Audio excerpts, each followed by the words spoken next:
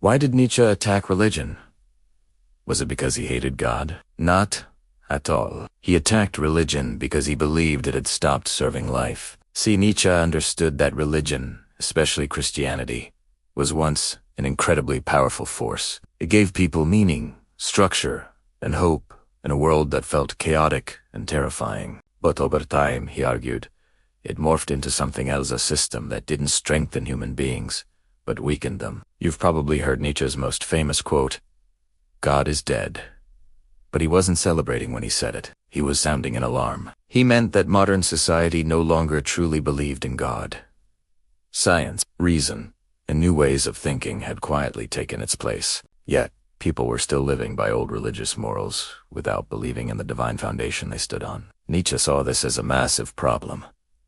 It created a dangerous vacuum. God was gone, but nothing strong had replaced him. This, he warned, would lead to nihilism, a state where life feels utterly meaningless, empty, and without direction. So where did religion go wrong? Nietzsche believed it was born from a deep fear of suffering. Instead of teaching people how to confront pain and chaos head-on, religion offered an escape.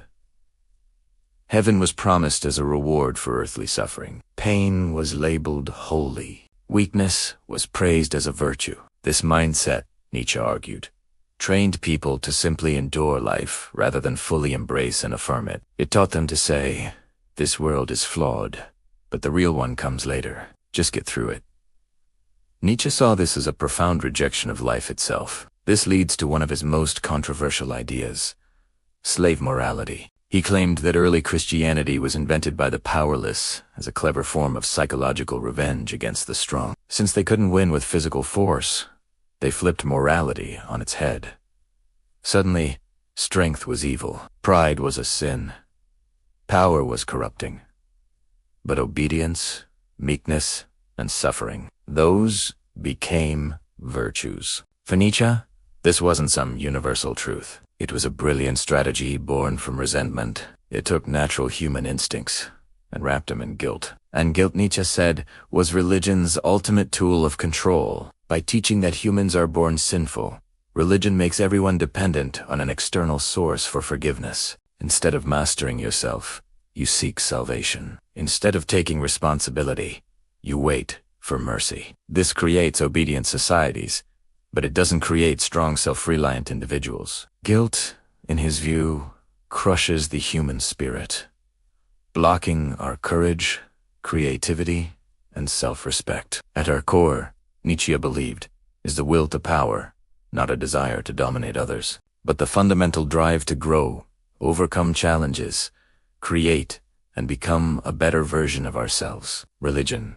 he argued, actively suppresses this drive. It teaches humility instead of confidence, submission instead of faith instead of critical questioning. Nietzsche didn't see this as being morally superior. He saw it as a denial of life's very essence. So did Nietzsche just want to burn it all down? No, not exactly.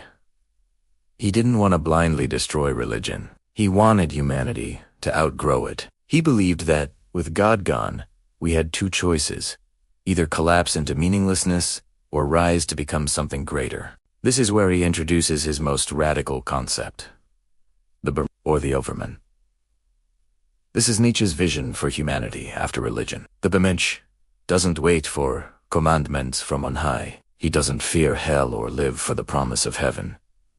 He creates his own meaning right here on earth. He accepts suffering and chaos not as a curse, but as an inseparable part of a full existence. The Mensch is the one who can look at life with all its pain and beauty and say yes to it without any excuses. Nietzsche's final warning was stark. He knew that declaring God dead was the easy part. The real challenge would be learning to live without him, without a divine safety net. Society could easily fall into herd mentalities and blind ideologies, leaving people feeling psychologically empty.